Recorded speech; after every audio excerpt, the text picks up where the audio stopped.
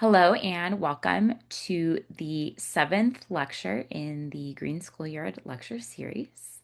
On to today's lecture, Alejandra Chiesa from Green Schoolyards America will discuss key findings from this new report. What do schoolyards really cost? Just as an introduction for Alejandra, many of you know her in person or through other Green Schoolyards America work. She is our vice president of Green Schoolyards America.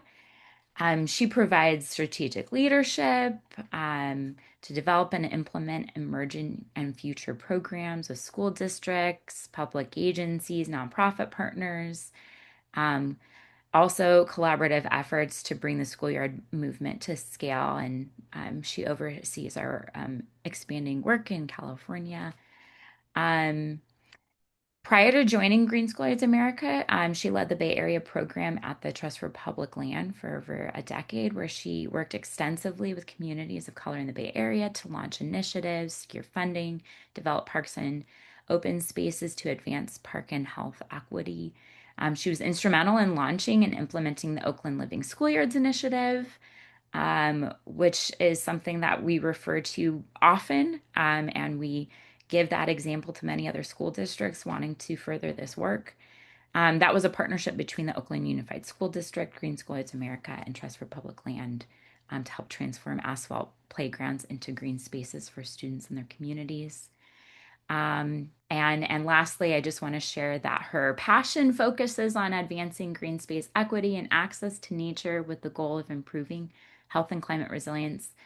She has over 20 years experience as a landscape architect and extensive experience working with school district, public agencies, funders, nonprofit partners, and communities to develop and implement systems change and policies to achieve large and long lasting impacts in green space equity. She's originally from Uruguay and holds a dual master's in biology and landscape architecture from the University of Michigan. So, we are so appreciative of all the work that Alejandra has been doing in California and beyond. Alejandra, take it away. Thank you, Lauren. Hi, everyone. Let me share my screen. I'm going to be presenting a study we just published, which is intended to assist school district leaders, particularly facilities and grounds maintenance staff, as they plan for the long-term stewardship of schoolyard forests. The study not only provides recommendations, but also looks at a breakdown of the implementation and maintenance costs compared to the cost of implementing and maintaining grass, asphalt, and artificial turf. Before I go into the details of the study, I also want to acknowledge all the people that worked on this. The study was co-authored by Emily Heidemann and myself. Emily is a graduate student that did this work as part of her environmental policy and management practicum at UC Davis. Funding for the study was provided by a grant administered by the CAL FIRE Urban and Community Forestry Program, and also additional funding by the USDA Forest Service through an agreement with UC Davis. We had a lot of great contributors. I think one of them, Steve Collins, is on the chat, and I'm happy to see your name, Steve.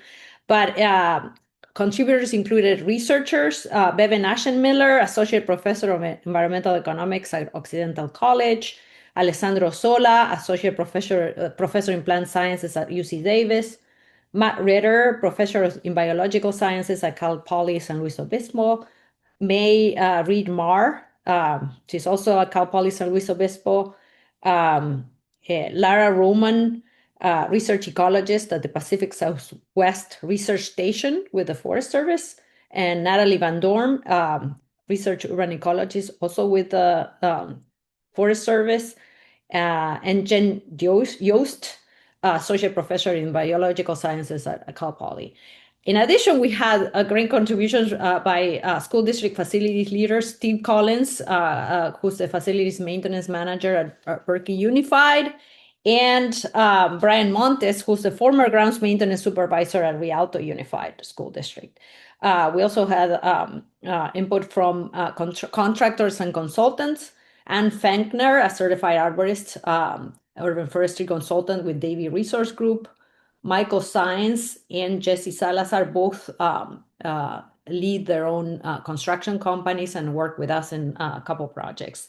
And in addition, of course, we had the contribution of Lauren McKenna, our very own Lauren McKenna, and Rachel Frankel.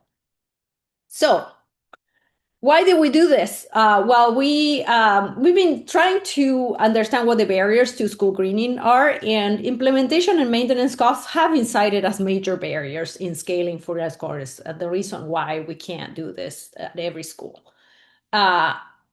And costs, even though many times we hear, oh, it costs too much to maintain, it was hard to find what it actually costs. And why does this matter is because decisions regarding schoolyard design and materials impact student health, their learning, the climate resilience, and also have long-term financial implications.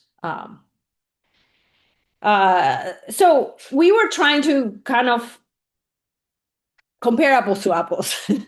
So what we did is we created a 15,000 square foot schoolyard forest model. It's like a hypothetical design of a schoolyard forest with 50 trees, and compared that to the same area of asphalt, grass, and artificial turf. And we looked at implementation and maintenance costs and maintenance over 40 years. And a lot of the information on costs, if you look at the actual report, it has much more detailed information of where the costs came from and detailed charts. I'm just going to provide a summary here. But a lot of the costs, first of all, the costs are based on best practices. We're assuming that each space is maintained according to best practices.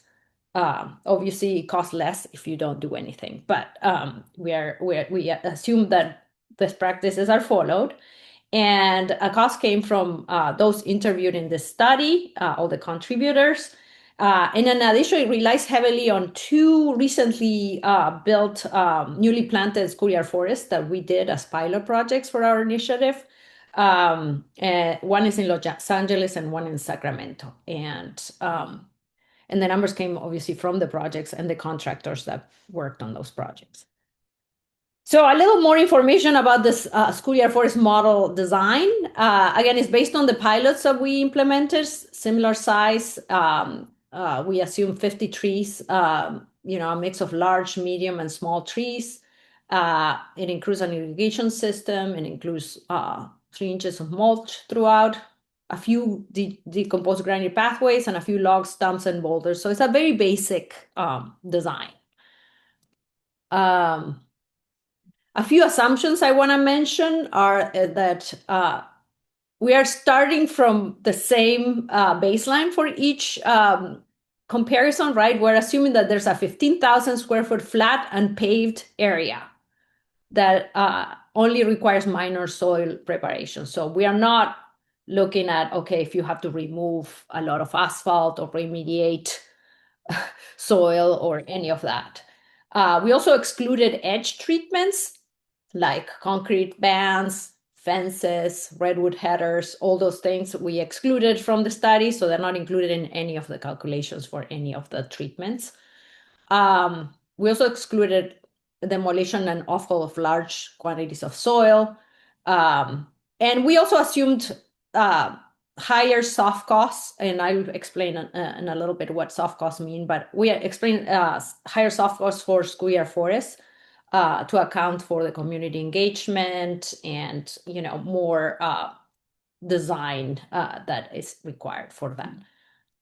So with all that, these are the implementation costs. And this is, again, a summary. There's a more detailed table in the appendix of the study that you can see exactly everything that is included and where the data came from. But if we're looking at the comparison of implementing a schoolyard forest, 15,000 square feet versus 15,000 square feet of grass, same area for asphalt and artificial turf, we can see that the highest installation cost is artificial turf because it includes, compacted base aggregate, the materials, many of the. Oh, one thing I forgot to mention in the assumptions is that none of this include any DSA permitting. So we excluded all that from all these comparisons. So artificial turf has the highest total installation cost, and this is followed by asphalt and schoolyard forests, which are, comparable costs. And then grass is the least expensive. Um, Now moving on to maintenance over 40 years. For this comparison, we looked at three phases of tree growth, which are different depending on the needs of the tree and also the maintenance capabilities of the school district. So establishment is the first few years of a tree's life, 0 to 3. And this is when trees need more maintenance, more water, more care to ensure that they survive, and also some formative pruning to ensure that later in life they will require less maintenance. So you're basically setting the trees up for success. Then there's the juvenile phase, which is when trees are established and growing. And usually during this phase, district staff can do the maintenance themselves because the trees are not super tall where you need specialized equipment. And then the maturity phase is, again, usually school districts contract services out to tree companies to do the maintenance. And again, material, it is also charged, is divided into materials, district labor, and contractors. Materials include replacement trees, mulch, water, miscellaneous repairs, and district labor. We did these calculations with a lot of input from Berkeley USD, Steve Collins. And then the contractors, there's definitely tree inspections and inventory that are recommended by a certified arborist, and then pruning of mature trees and removal of mature trees, that's usually done by contractors. And so now if we compare the four types of projects or surface treatments to each other, I just want to say that in this comparison, we included per best practices, grass, in addition to requiring, mowing, edging, trimming, fertilizing, aerating, and all that is a very regular weekly maintenance. We included full replacement every 10 years, which is kind of usually what's recommended. For asphalt, usually it's recommended that every 3 years, cracks are filled and the asphalt surface is resealed, and then it gets fully replaced every 20 years. So all that is included here. And that's kind of one of the main points I wanted to say, that usually people compare to, cost of maintaining a schoolyard forest with cost of asphalt, but doing nothing. But in reality, it does need maintenance. It's just the frequency is different. And then artificial turf, it needs major repairs, replenishing the infill every 2 to 4 years, decompaction, deep grooming, professional cleaning, and also full replacement every 10 years. With all that included, you can see the comparison here. Schoolyard forests end up being the least expensive over 40 years, followed by asphalt, closely by asphalt, I think, and then grass, and the highest cost is artificial turf. This is a different way of showing the same information. Just wanted to point out that, schoolyard forests and asphalt have similar costs in terms of the 40-year maintenance cost. The difference is that the asphalt maintenance is mostly done by contractors. Very little district staff involvement other than managing the project, but usually materials and it's contracted out, and it's done with less frequency. The blue is materials, and it includes water costs, and that's why grass has a lot of material costs. It's mostly the water. Okay, so now putting it all together, this shows cumulative cost comparison. So year zero is implementation cost that I showed you early on in the presentation. So the least expensive is grass, the starting point, followed by schoolyard forest and asphalt, kind of almost the same cost, and then artificial turf. And as you can see, the cumulative cost, those jumps that you see in the lines are the full replacement when you need to replace the whole thing. So for artificial turf and grass, it happens every 10 years, and for asphalt, every 20 years. And as you can see, the line for schoolyard forest is a more steady incline of cumulative cost. So we also, usually for long-term financial planning, there's something that gets used that is called net present value. And the principle is that the money today can buy less things in the future. So there's a discount that gets applied, and the standard is 3%. So we applied that and plotted this again, and the results are almost the same, but it switches. Asphalt becomes a little less expensive than schoolyard forest over 20 years. I would say still very comparable. And we're gonna have plenty of time for questions. You can start putting the questions in the chat if you want, and then we can address them. So takeaways. I think, of course, not including asphalt removal and the cost of going back to a starting point of bare soil. Schoolyard forests have the lowest installation and maintenance costs, and they are on par with asphalt. And this study did not look at quantifying benefits and looking at cost savings because of those benefits. There's definitely another study that we should do, looking at, okay, if schoolyard forests help with reducing absenteeism and increasing enrollment, what that translates to money for the district. Same way with energy savings, trees can shade buildings, lowering energy costs and all that. That is not included. So we're just here looking at costs. We also, this cost comparison is assuming that best practices, and the long-term success of schoolyard forests depends on selecting the right tree for the right location, climate appropriate species, planting them properly, and investing in early maintenance and monitoring to ensure that they're set up for success. And for this, districts need dedicated long-term maintenance funding, so they can move away from bond-funded repairs. And that is kind of one of the big hurdles, that usually the problem is that funding comes from bonds. That is easy to hire out, a project, to hire contractors to do full asphalt replacement, but bonds are not great for funding long-term maintenance for schoolyard forests. And we're not saying that every school needs to be completely converted into a schoolyard forest.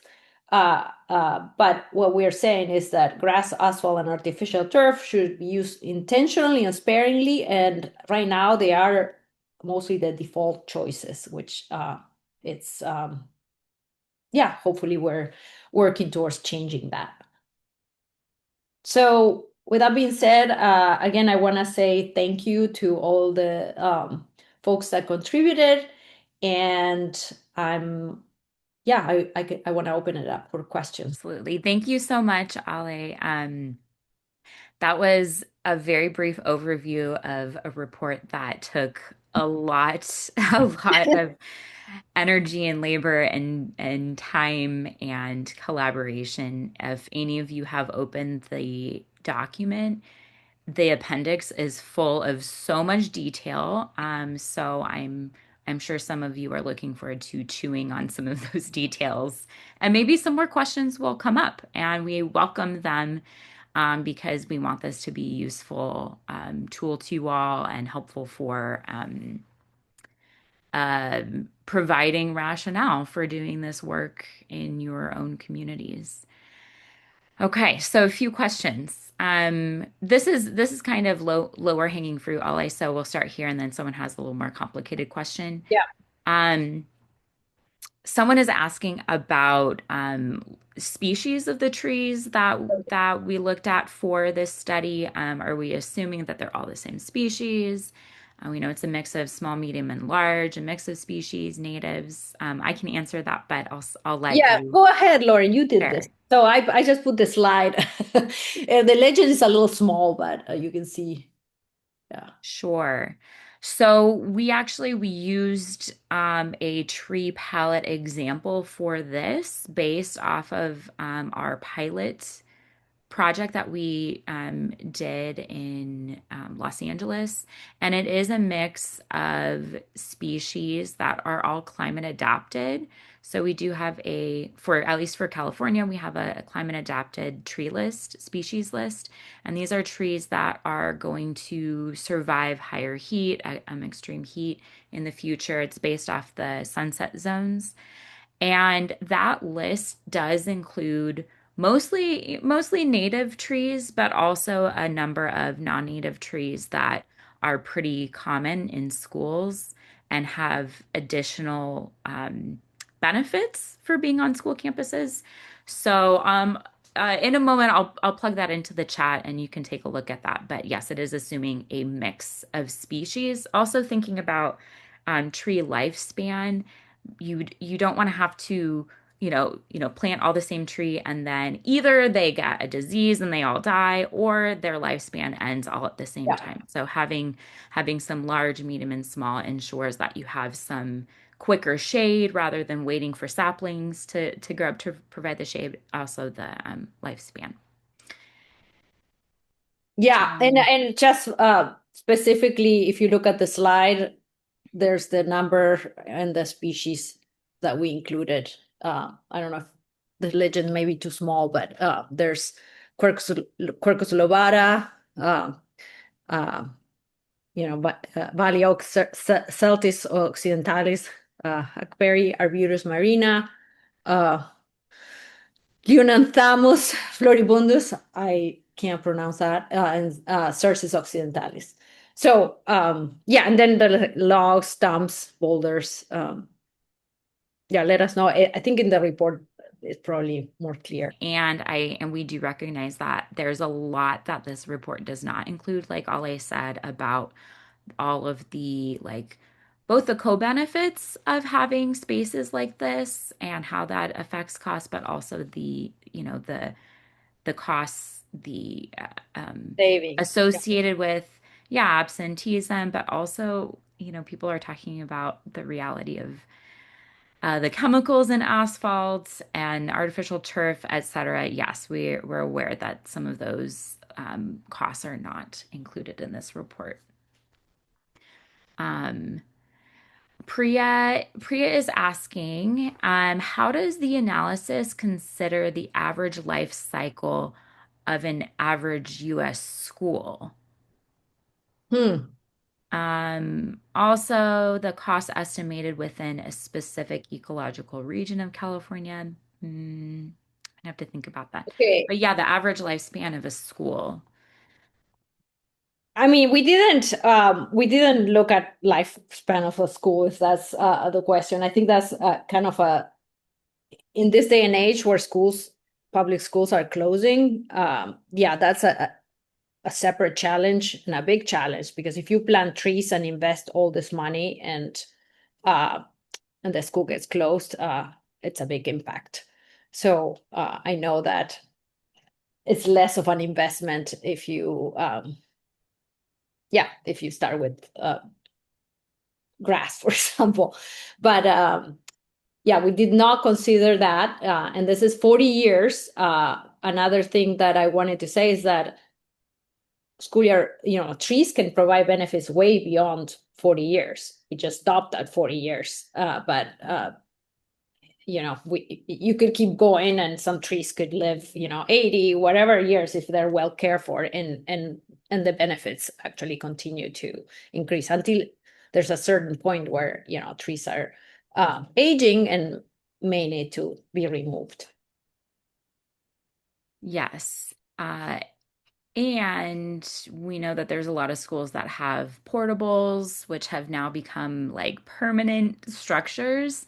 And so, as if there are plans to remove those, what is going to replace Yeah. that space? And this is a great option. Um, Also, the reality that having a space that is enticing for, families, can help with enrollment. And so, Yeah. what are the benefits of having this space for education purposes, and just all of the benefits and learning opportunities far outweigh um, whatever associated costs are here. Yeah.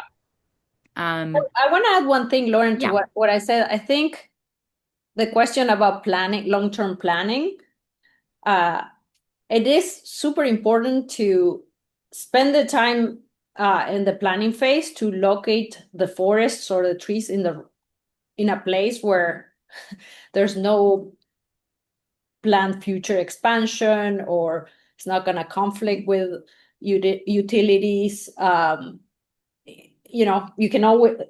You can never plan for a school closure, but at least like spending the time in some master planning where the schoolyard forest gets located in the best possible space is very important too, because trees are a long-term investment.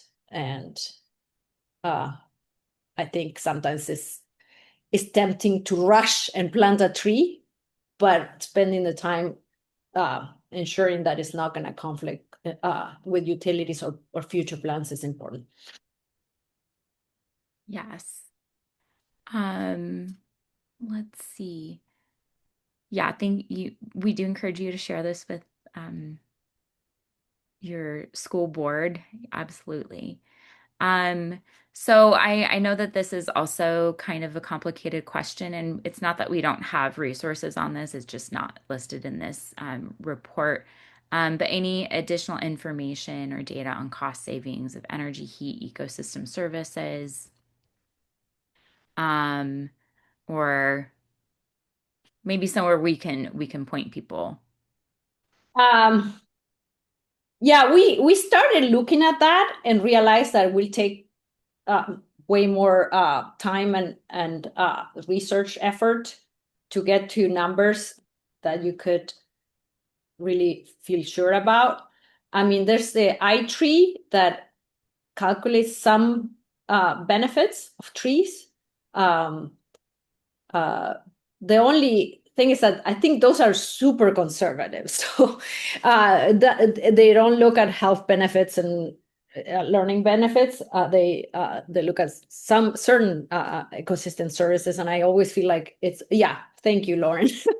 That the calculations are so conservative that they look really small with what I think it should be. I think in terms of absenteeism and enrollment, I mean, we do need data. And again, this report is focused in California. I wanted to say that. And in order to have assumptions in numbers that we can stand behind, we would need to kind of look at correlate absenteeism with heat, for example, or with having trees in campus. So there's a little more effort in that area. We could easily calculate how much money the district loses every time a kid is absent. That data exists. It's just more about proving the link between having a schoolyard forest and reduction in absenteeism or increase in enrollment, for example. Absolutely. And also depending, like the cost savings for energy also depends on where you're placing the trees, if they're adjacent to a building or not. And so there's some kind of case by case Right. nuance. Um, this isn't really a question, but I just want to give a shout out to heat researcher. Sorry to put you on the spot. Heat researcher Jennifer Vanos, who's been doing research on heat, including around reflective paving. And yes, it would be great to include information about that. Um, our understanding is that reflective pavement is not great for children, especially, small children that are close to the ground because of that. They get the UV light coming down and then they also get it being reflected. And my understanding is that a lot of researchers are still working on the associated costs and the real risks, and just the reality of where or how that should be used. But I see some people sharing information in the chat about that, which we appreciate. Um, so someone is also asking very specifically, I don't know the answer to this, Ale, was there a particular kind of mulch that you used in the estimate? No, we just got a we use a per square foot cost, like average per square foot cost of mulch. It's not engineered wood fibers, nothing fancy. Okay, not engineered wood fiber. Um, okay, so let's see. Some people are suggesting added benefits like energy savings, increased enrollment, dollars that come with reduced sewer costs due to less water leaving campus. That is a very interesting point. I do know that in May, I believe May 13th, there is a specifically talking about stormwater management and schools. There's a conference happening here in Los Angeles. If anyone would like information on that, I can share it, even though it's at capacity. So we know that there's a lot of people that are still doing some work and research associated with stormwater management in campuses, associated with greening campuses and living schoolyards. These are a lot of great comments. Someone is asking who has this report been shared with so far and any immediate reactions. I know it was just published, but We have shared it only with the LAUSD Green Schools and Climate Committee. What was it, last week? And then we just shared it on our newsletter, but we haven't. This is the first presentation we have given. Yeah. okay. Um, okay, this is interesting. I'm curious what your thoughts on this are, Ale. Okay, so someone is looking kind of like what you were saying about iTree as being very conservative in terms of costs. Maybe some of this report is too. Um, Monica says she's looking at the average cost sheet. I feel like it's even less than what's presented because mulch you can get for reduced cost or free. On our campus, we've never paid for it. Replacement, could be 150 for a 15-gallon tree plus labor. I think that's even too high thinking about water where it's access recycled. Yeah, so I understand that there's Yeah, no, and location-based costs. we were trying to be as fair as possible, and like not not just looking at across the board the four surface types and getting the numbers from contractors that are comparable. But I do agree that some things you can get for free and for way less cost. Hmm. So I do feel like the comparison is very conservative. Hmm. This person is also asking, are what sorts of things are included in the miscellaneous repairs category? Oh. Um, for which I Approved. don't know if you're looking at so in the what I presented is summary, and there's a more detailed appendix with a lot of tables with more detail. But for example, for um, miscellaneous repair for a schoolyard forest would be mostly irrigation, changing a valve, I don't know, fixing a leak. For same for grass would be irrigation repairs, and also you have lawn mowers that need to be fixed and repaired and things like that. For asphalt, pretty much nothing other than that every 3 years, crack filling and sealing. And then for artificial turf, there's sometimes they take a piece of that is worn out, replace it. Uh, you have to also fix there's specialized equipment to doing the decompaction and all that. That also may need replacement. So that wasn't a budget, basically, more than an estimate. It's like a yearly budget based on our research. Um, yeah, all of that makes sense, and I know there's like probably a lot more detail there than um, we can possibly account for. I do want to share something that Steve Collins shared. And Steve, if you are still here and you want to speak more to this, you are welcome to. He says that some districts have less ability with their ground staff, and anytime staff can do the work, costs go down. I'm assuming you mean as opposed to contractors. Um, yeah. Hello, can you hear me? Hi, Steve. Yes. Hi. Hello. Yeah, of course, of course. If I think a lot of districts don't have a lot of staff in the grounds department, and so anything like planting trees and pruning trees and taking care of trees is contracted out, and so your costs go way up when you're contracting out. I was responding to some of the questioning about just some of the cost. And I agree with Alejandra that you guys are very fair and trying to present the forest. You almost tilt it away. I think the benefits of the forest are way better. And if you have some staff that have some knowledge, the cost can be much lower even. Thank you. Um, Thank you, Steve. And thank you for your contributions to this. Steve provided so much knowledge and input on the numbers to Emily, who I don't know if Emily's here, but she did a great job with the study too. Yes, you did.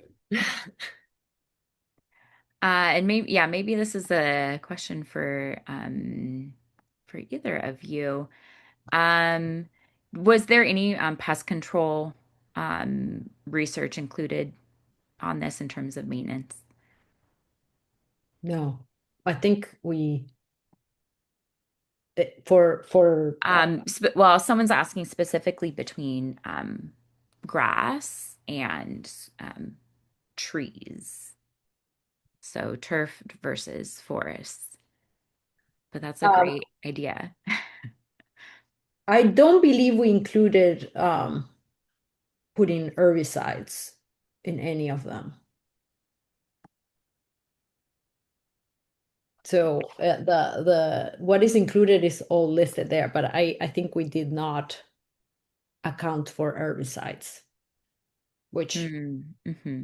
maybe that's I guess it's a it's a balance between manually removing weeds or using herbicides, which we think it would be better to avoid herbicides. So Mm-hmm. that's the pests we're talking about. Yeah, no, we didn't account for pest control.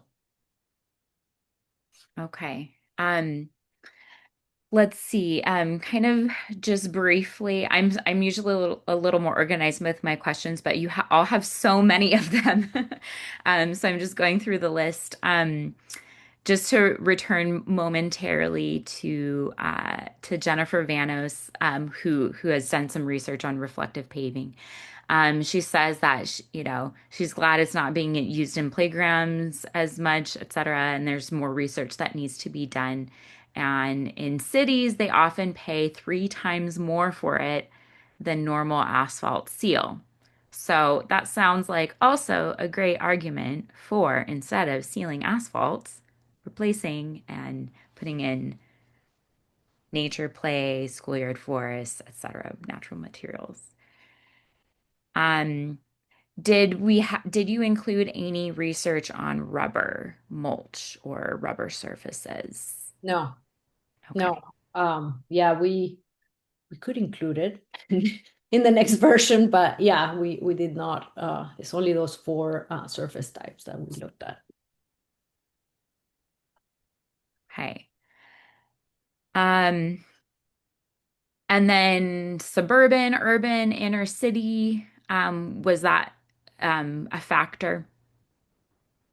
I mean, the costs are mostly based on Sacramento and Los Angeles. They're for California, but yeah, like I think that um, urban, I would say, where you have more contractors and Hmm. mostly we looked at Los Angeles, Oakland, Sacramento, kind of averages between those cities. Okay, so this question is related to irrigation. Um, is Hmm. the tree irrigation included for the 40 years or just during establishment phase? Oh, good question. Yeah, we well, we included in the implementation a full-on irrigation system with uh, deep watering for the trees, bubblers. And then assumed in terms of water use, I think we looked at Sacramento Tree Foundation and Canopy and other and CAL FIRE's recommendations to calculate water use in the establishment phase, then in the juvenile phase, and in the maturity phase. It is all in the study, and I don't have all the details, but I think we assume watering sparingly, maybe during drought. So maybe once or twice in the summer. Hmm. Yeah, that makes sense. Um, And obviously, like that could happen manually, or you could continue fixing the irrigation system because we included a budget for repairs. mhm. Yes, and depending on like how the trees are set up and where, et Yeah, cetera, many folks are commenting that, community stewardship, yeah, volunteering, the school can help with reduce labor costs, et cetera, yeah. and that could also be associated with irrigation. I'm assuming, depending where you are in the country, say if you just need like a little bit of additional irrigation, maybe there's instances where you don't need to install it and just be Right. really dedicated to watering during Yeah, I think establishment. for California, I would say for schools, for the first establishment and juvenile, it's good to have an irrigation system because, as you know, schools are not in session. Many are not in session during the summer. There's staff changes. There's a lot of uncertainty and who's gonna be in charge of watering the trees, and that is very important at the beginning. I think maybe maturity, since it's way less often, I think that you could just abandon the irrigation system. Yes. I When I was younger, many years ago, I had a job where we had to do a lot of hand watering during the summer. And this was in a place that got a lot of rain. And so that is a reality. But if you're organized and have the equipment and the people power, it's doable. Mhm. Um, this is a great question that I'm sure our team would love to explore further. Long shot question from James. Does anyone have an example where a conversion of a schoolyard to a green schoolyard or a schoolyard forest saved a school from closure? And just one example, so Laura Verbrick, who I know is with the LA Mm. County Office of Ed, has presented the example of Eagle Rock Elementary. It's a Title I school and pre schoolyard greening. They had pretty average enrollment, and now they have a wait list. And I have heard anecdotally that many people in the area see the school as a wonderful place to send their kids. It does have a pretty established um, good amount of tree canopy and logs and stumps and nature play, and it's just such a wonderful example and providing a lot of good shade to the students. Um, I I don't know wa if there's any that come to mind you for know, you, Ale. I don't know if I can point to one, and I wonder. I mean, Kira Maritano with the Trust for Public Land is on the call, and Kira's done an amazing job in Oakland with the Oakland Unified School District. She definitely led a lot of the greening projects there, and I do remember that originally when we were I was at the Trust Rolling with Kira.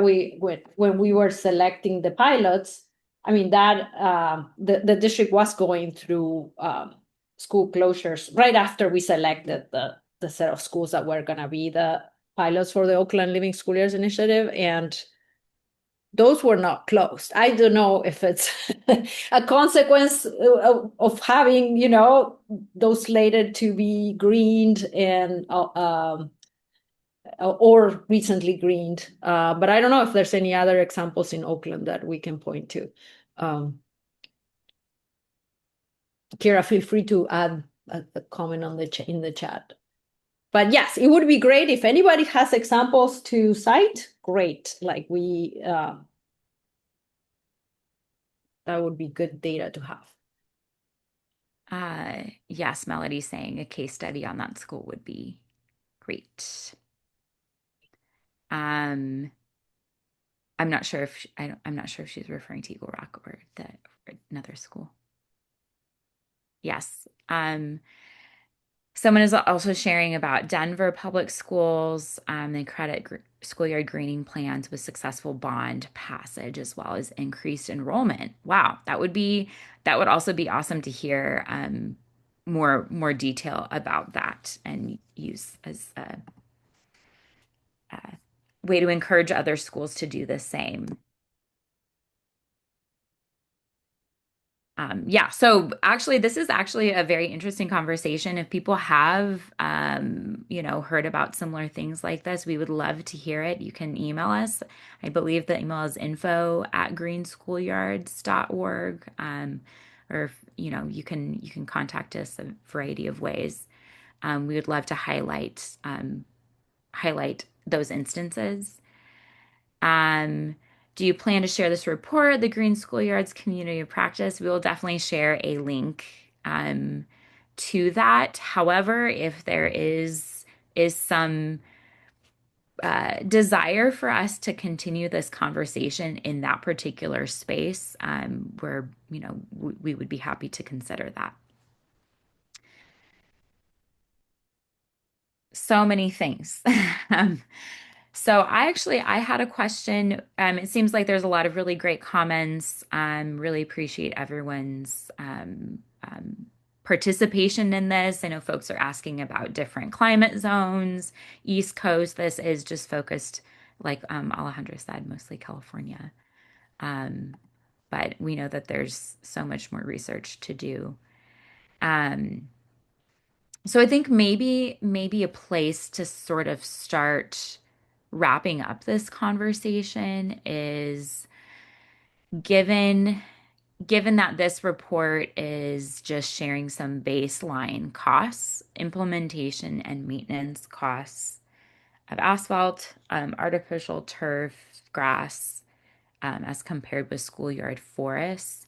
Yeah, what might be some next steps in terms of who we send this information to, who people who are here today can send this information to, and if there's like a tagline or like an elevator pitch they can connect with sharing this report. Yeah. I also wanted to point out to the last few comments. Kira had two comments and Stephen Collins. Maybe go over that, Lauren, before we end. Oh, Kira. Oh, I see. Okay.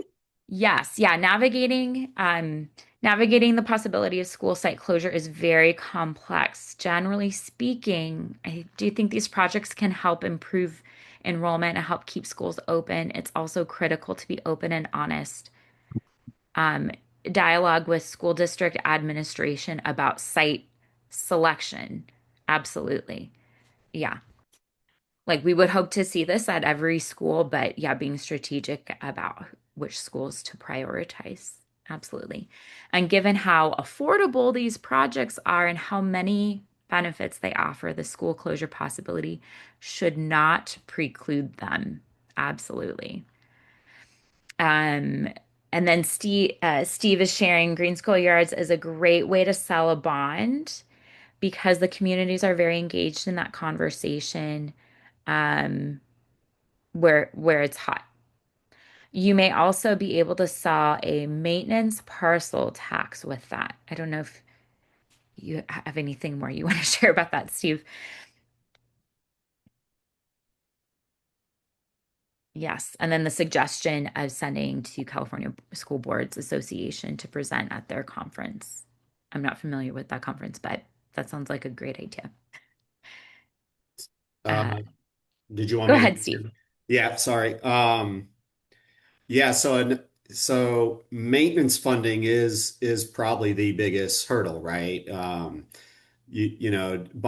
Bonds are easier to sell, so you can install or plant a schoolyard forest, and then, but all the concerns you hear about how to maintain them, right? Because maintenance departments are so depleted, and so. You could possibly mitigate that a little with bond funds, with bonds helping and things like that.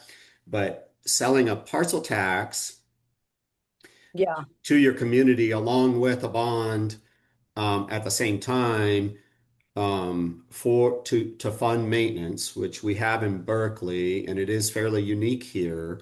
But it's actually a great idea. It's hard because a lot of communities are anti-tax, but if you can utilize the whole argument of, green schoolyards, and having staff to be able to maintain them in good order, then maybe it's a possibility to sell that. Right. Thank you, Steve. And by the way, the school here in the background in the slides is Washington Elementary in Berkeley. Uh, I think it's a 50-year-old forest that Steve has showed us around many times. And it's a great asset for that school. Absolutely. Oh, and it looks like someone is more interested about learning about a parcel tax option. And I wonder if we could do one of the series about funding mechanisms. That would be great. One of these lectures. Yeah, that's a great idea, or within the community of practice. And yeah, that's a great idea. I also just want to note that we are at time, and one person added one very relevant question, and that is, if it's not being used, it won't continue. And so we do have a lot of educator resources on our website that talk about how to use spaces like this, and get the most out of them and encouraging outdoor learning. So if you go to greenschoolyards.org, um, in our resources tab, there's more information there. Thank you so much, Alejandra. Thank you, everyone. There's so much good information here. Please send us your questions or comments later if you like. Thank you for being here. Bye, everyone. Bye, everyone. Thank you, guys. Thank you, Steve. Thanks, everyone. Have a nice day.